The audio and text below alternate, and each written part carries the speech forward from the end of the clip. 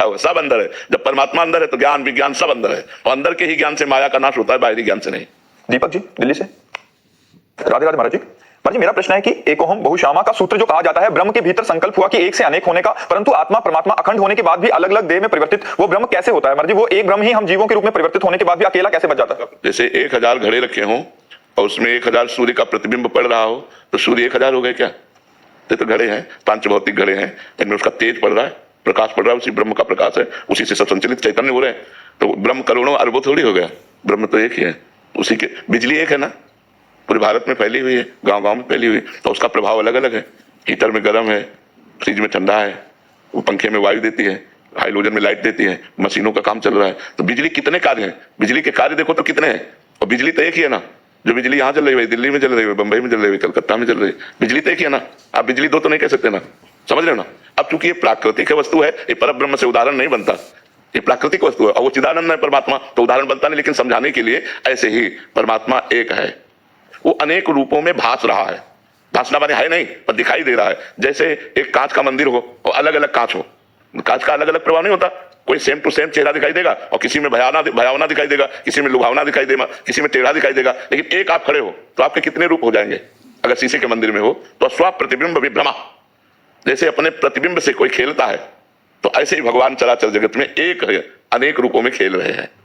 अब जब तक भजन नहीं करोगे तब तक ये बात समझ में थोड़ी आएगी। वो परमात्मा एक है, अनेक रूपों में भास रहा है। भासना माने होता नहीं है, लेकिन वो दिखाई दे रहा है। जैसे सूर्य एक है, 1 अरब घड़े रख दिए जाएं तो 1 अरब सूर्य दिखाई देंगे घड़ों में, लेकिन घड़ों के फूटने से सूर्य में कोई फर्क नहीं पड़ेगा, क्योंकि सूर्य एक है, वो अनेक नहीं है। वास्तविक में भी परमात्मा ब्रह्म वास्तविक में भी शरीर में जैसे एक्सीडेंट इत्यादि में या स्ट्रोक इत्यादि में पीड़ा का अनुभव किस कारण से होता है? मन को होता है, आत्मा को नहीं होता। आत्मा नैनम चिंदन्ति शस्त्राणि नैनम दहति पावकः न चैनम क्लेदयन्त्यापो न शोषयति मारुतः। जो अग्नेय अस्त्र है वो आत्मा को जला नहीं सकता, वारुणास्त्र वो भिगो नहीं सकता, वायुवास्त्र वो हवा नहीं लगा सकता आत्मा में। अक्लेद्य है, अशोष्य है, अदाय है, आत्मा को कभी क्लेश नहीं होता। अछेद्य है, कोई छेद नहीं सकता, कोई दुख नहीं होता, कोई सुख नहीं होता। वो परमानंद स्वरूप है, उसमें प्रकृति के किसी भी तरह के व्यवहार का कोई भी प्रभाव नहीं है। ना होते हुए भी हमें भास रहा है। जैसे स्वप्न में हमें कोई तमाचा मारा, बहुत पिटाई की, लेकिन जगे जब तो कुछ था क्या?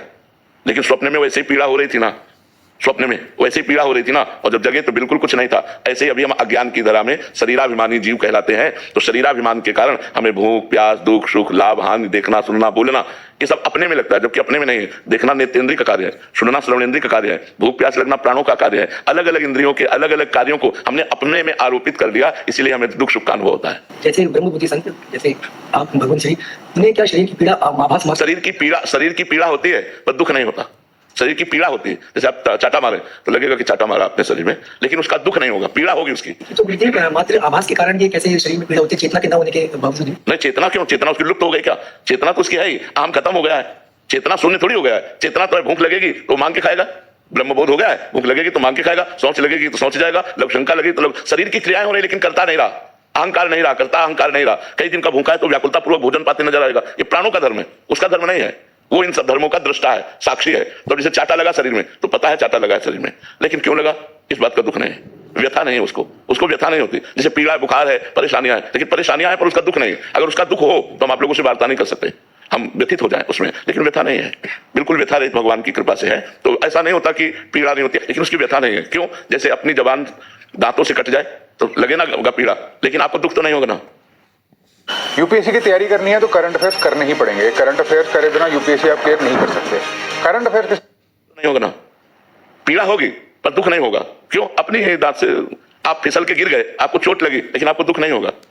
आपके हाथ से आपको कोई पीड़ा लग जाए तो आपको दुख नहीं होगा। ऐसे आत्मवत हो जाता है, ज्ञानी पुरुष आत्मवत हो जाता है। एक आदमी चंदन लगाए माथे पे, एक आदमी थप्पड़ मारे, उसकी दृष्टि में दोनों समान होंगे, ना वो बुरा होगा ना वो अच्छा होगा। ये दृष्टि। ऐसा नहीं कि ज्ञानी आदमी के तुम काटो तो उसको पता ही नहीं चलेगा। हाँ, एक स्थिति और होती है, जो ज्ञान की चरम अवस्था में डूब गया हो, 8वीं भूमिका, अब उसके शरीर को काटो भी तो फर्क नहीं पड़ता। लेकिन इसकी भूमिकाएं हैं, इसकी भूमिकाएं, प्रवचन हो रहा है, चर्चा की जा रही है, ये सब की, ये 4थी भूमिका तक है। 5वीं भूमिका में और गाढ़ स्थिति, 6वीं भूमिका में और गाढ़ स्थिति, 7वीं भूमिका, 8वीं में काट डालो तो फर्क नहीं पड़ेगा।